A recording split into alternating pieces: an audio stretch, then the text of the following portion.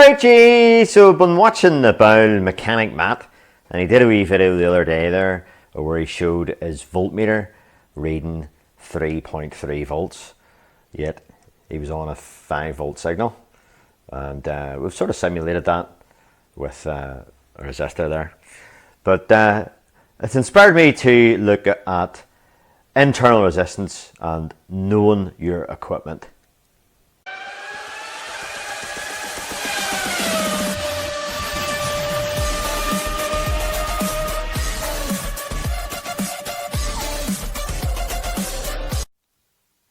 But first, a wee bit of housekeeping to do.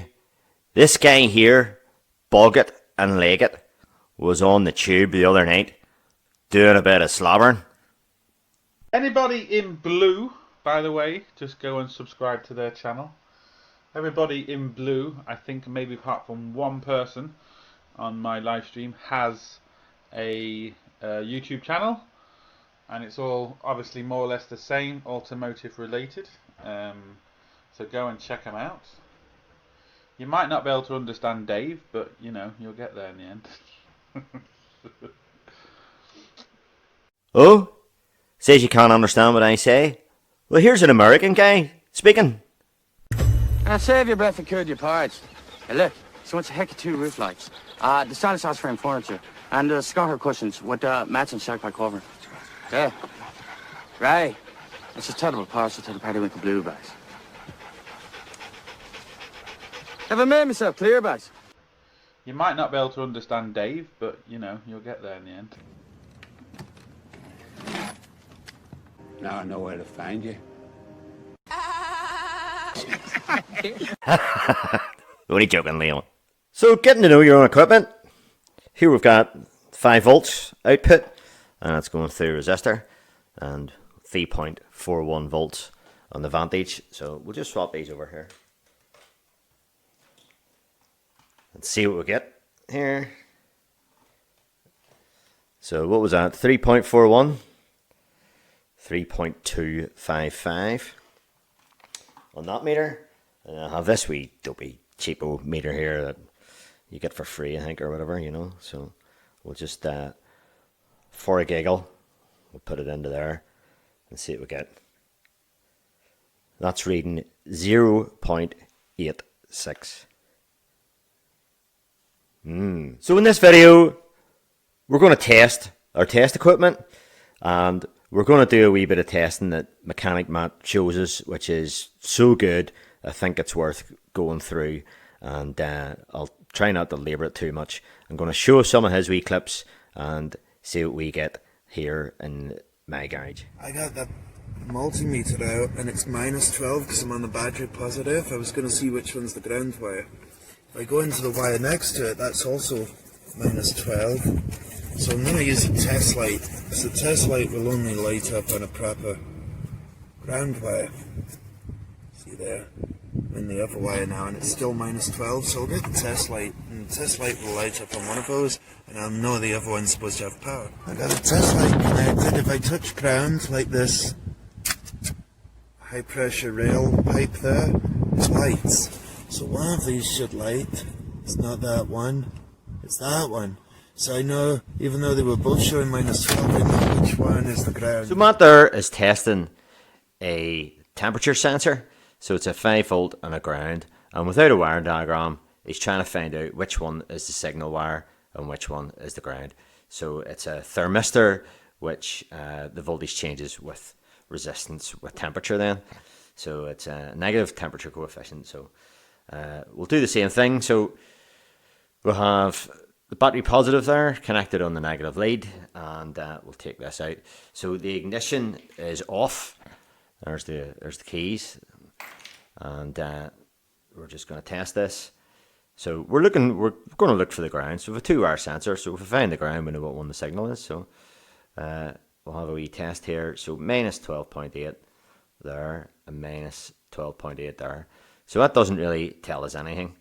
So we'll get the test light out. So we've pulled out a wee test light, connected to the positive again, and we'll just do a plausibility test just to see, make sure it lights up. So it's dead on. And we will have a wee look see here, see what we get. So we're getting a light there and no light there. So that's our ground wire, and that's our signal wire. So that's great. So what we're going to do now is, we know that it's this right hand one, which in this case is a yellow and blue. If we back probe that, we know that we'll have a connection whenever we hit the -12. So that's us connected on the signal wire. So we'll grab our keys and turn the ignition on.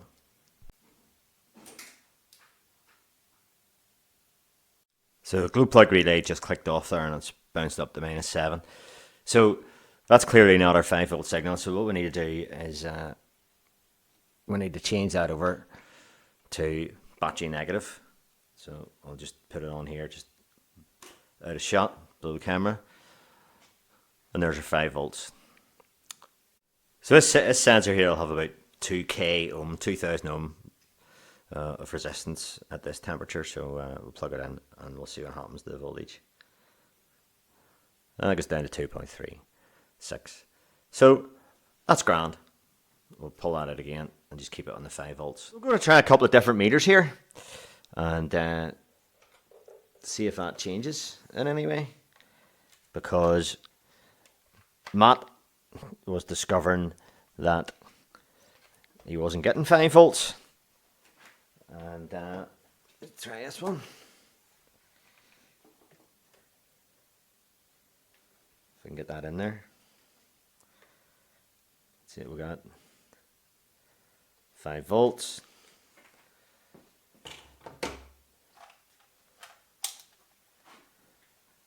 And finally, we'll do the cheapo crappo one.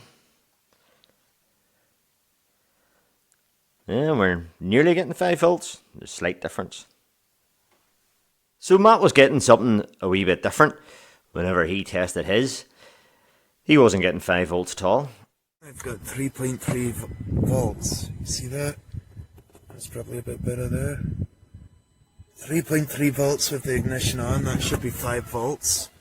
But because this is a thermistor, it's checking temperature, that's okay. Because I know what brings this voltage down is resistance, right? If it's open circuit, it would be 5 volts. And if it's got resistance going through there or a short to ground, it would bring it down. In this case, I'm showing 3.3, but it's using the circuitry inside the multimeter. That is the resistor in this case, bringing it down. So Matt there reads 3.3 volts with the thermistor unplugged, and then when he plugs it in, he gets about 2 volts, which is what we were getting. Plug it in and see what happens. It's dropped it down to 2.1. So if we rewind to Matt and myself getting -12 volts, no matter what pin you were in. So maybe a wee explanation for that. Here's a wee demonstration. Now this is plugged in to mains voltage. It's 240 volts here. So I do not recommend you do this at home, peeps. I have been working at live voltages for 30 years. So, and I've never blown myself up. But it tells you they've never blown themselves up, telling you lies. So I can do this because I have a white coat and PPE and a lot of training, a lot of experience in working live. So I don't recommend it if you don't know what you're doing. You know, this is stupid here. Sticking probes up extension leads, just don't do that. So there's 240 volts here, and we can see it lit up in the pen. And we'll have nothing connected to the other side of the voltmeter. And we have 21.8 volts. Now, a lot of people would probably call that a floating voltage. And yeah, that's fair enough, because this connection is floating. There's nothing connected to it. Now, what would happen then if I put my finger on the end of it? So, that's how we look. Yeah, that's live there at that end. So if I put my thumb on the end of that, we jump up to, what's that, 99 volts. And that's fine and that's because I'm using myself as a conductor, but I'm not a very good conductor. Why the orchestra got rid of me. So just for a giggle, we'll stick it on a bit of metal over here. We'll have something over here, look, it's on the bench. Let's see what those at read. 91 volts.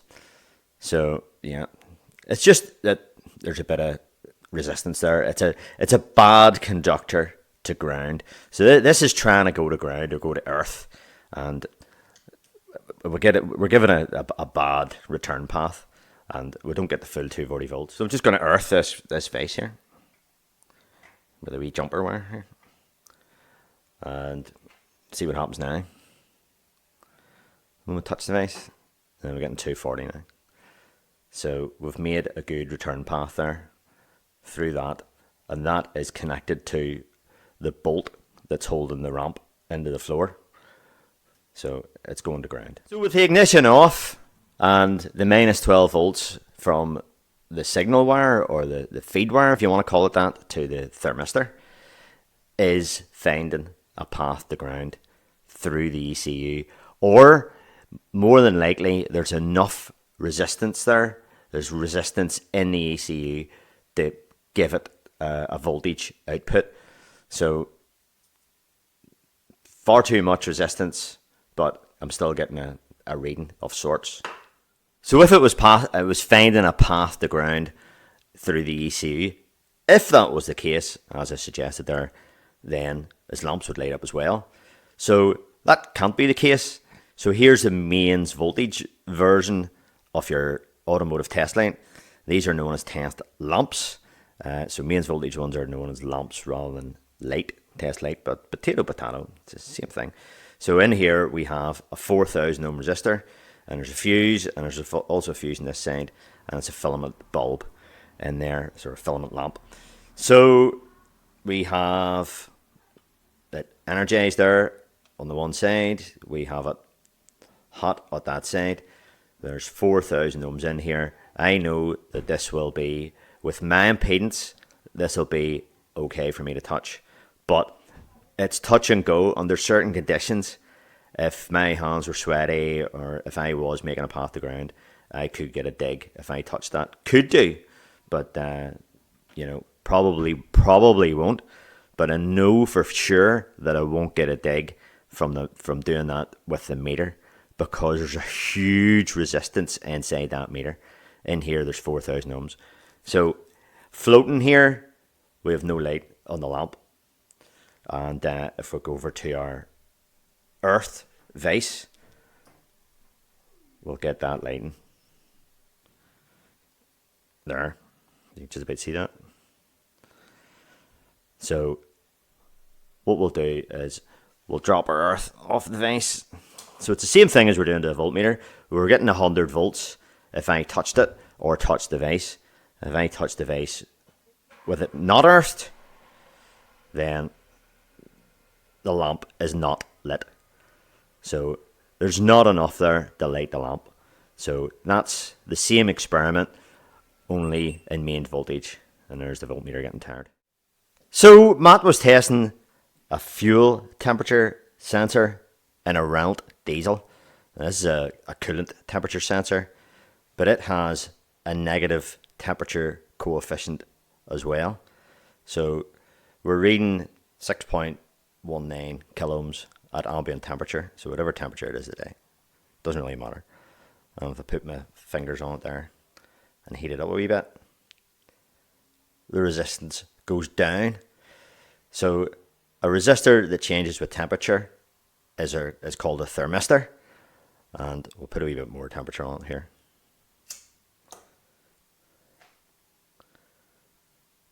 And we can see the resistance changing quite a bit there when we put a bit of flame on it, and it's recovering again. The specs, I think, for his one there was, so we can see it happening here. There's a coolant temperature sensor, and this is for a K9K Renault diesel. So we can see there it's slightly lower than in this case. So there's 25 degrees 2.2 kilo ohms, plus or minus 112 at 25 degrees. It's roughly about 20 degrees here, and it's not exactly linear, as you can see. And then the fuel temperature sensor there, it just gives us this is negative temperature coefficient. It's just written the wrong way around, and it's 2.2 kilo ohms, so lower specs on his one there. But there has to be something else at play for him to see the 3 volts only, and he describes it as the resistance is in the meter.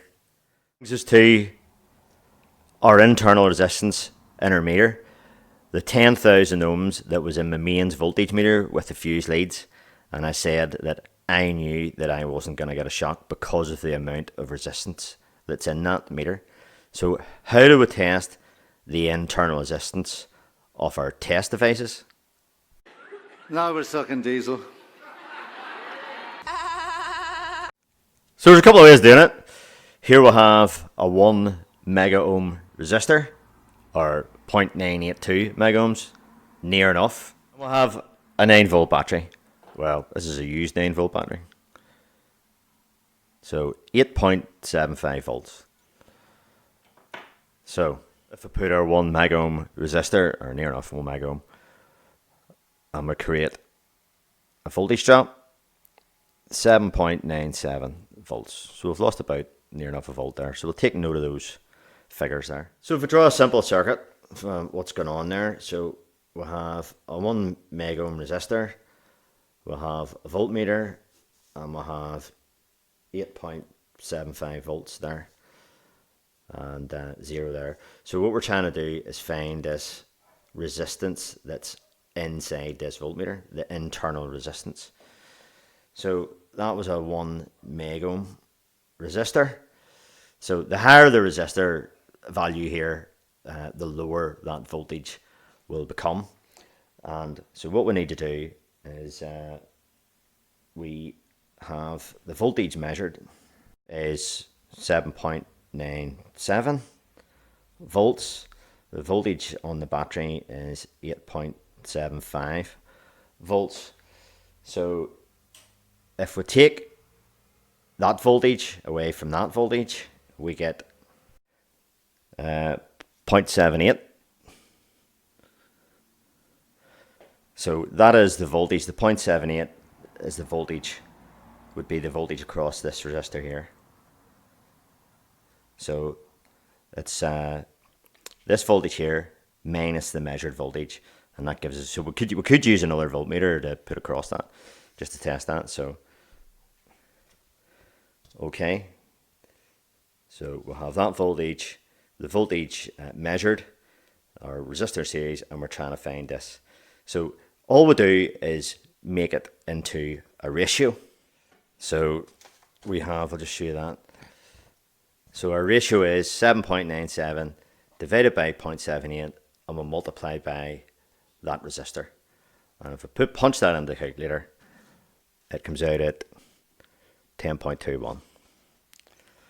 So 10.21 is that resistance there. So it's just the ratio of our different voltages multiplied by this resistance, and that is the internal resistance of that meter. There's another way of doing it too. See if you're doing them calculations. Insulation resistance tester. So we'll put 100 volts in it here, not too much, and it comes out at 9.9 mega ohms there. That's throwing out 108 volts there. Having to work it out, or if you haven't got an insulation resistance meter, you can see it nearly right away just by putting a mega ohm on it. So we'll test that battery again with this meter. So we can see it's 8.77 volts. The last meter read 8.75, and just put that back on again. If we put our 1 mega ohm resistor in series, we'll see if we can get that in there.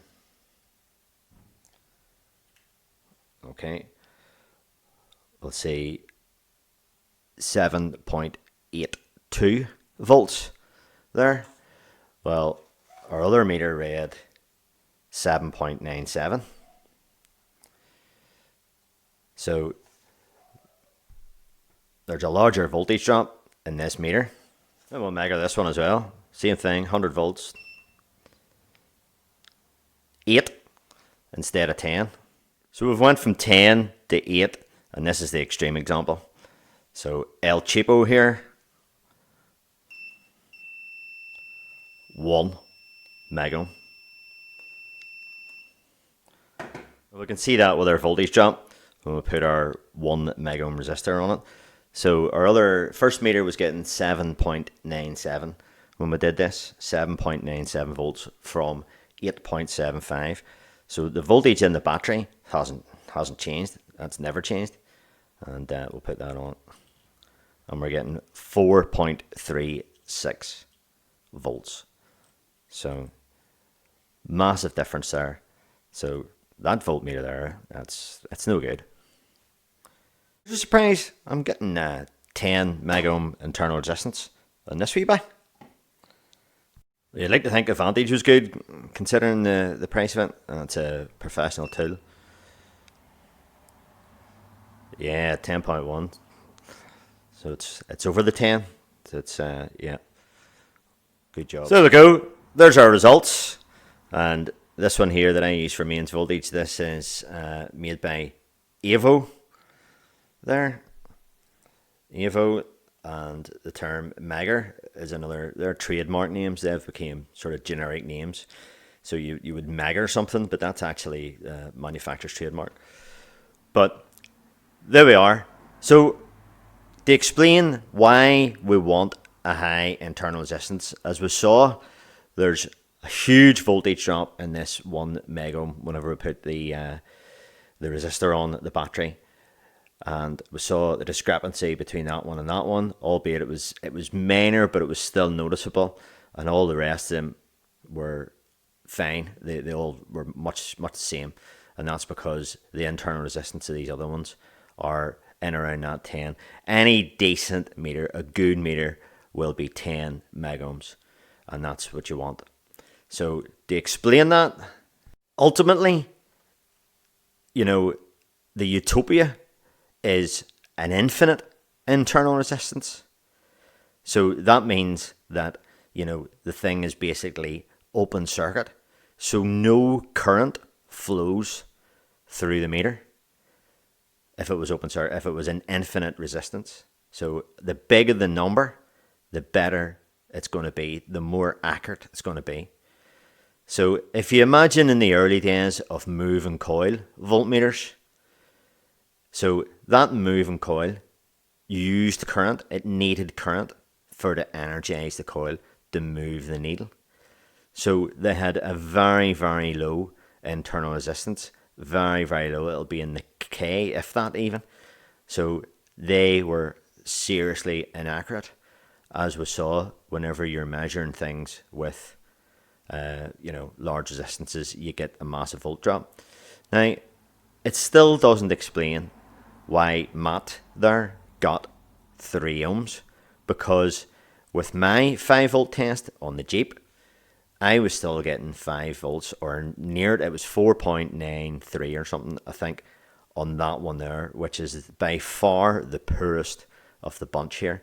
And we saw that if we put any sort of resistance at all, and right at the start, we had a 5 volt output on that was a 4.5 megohm resistor, and it was reading 0.86. So the 5 volts just disappeared completely. But I was still reading 5 volts, or near 5 volts on my Jeep. So the explanation there is circuit design. There has to be a resistance in the ECU for that to happen. So I would suggest that Matt doesn't see that all the time on that voltmeter he has. His voltmeter would need to be in around slightly less maybe than this one here, maybe to see that resistance on that signal circuit, on that 5 volt circuit. It maybe would be a wee bit worse than that one, or in around that. I use this one all the time. It's good enough usually, but I can see all the time that these ones here are more accurate. That one there is just a joke. So there we go. I'm going to wrap it up at that. Any questions, comments, throw them in the doobly-doo. I might not be able to answer them, but you never know, somebody might. So all the best. Thanks for watching, and hope you got something out of that. Maybe you did. And good luck, and bye-bye.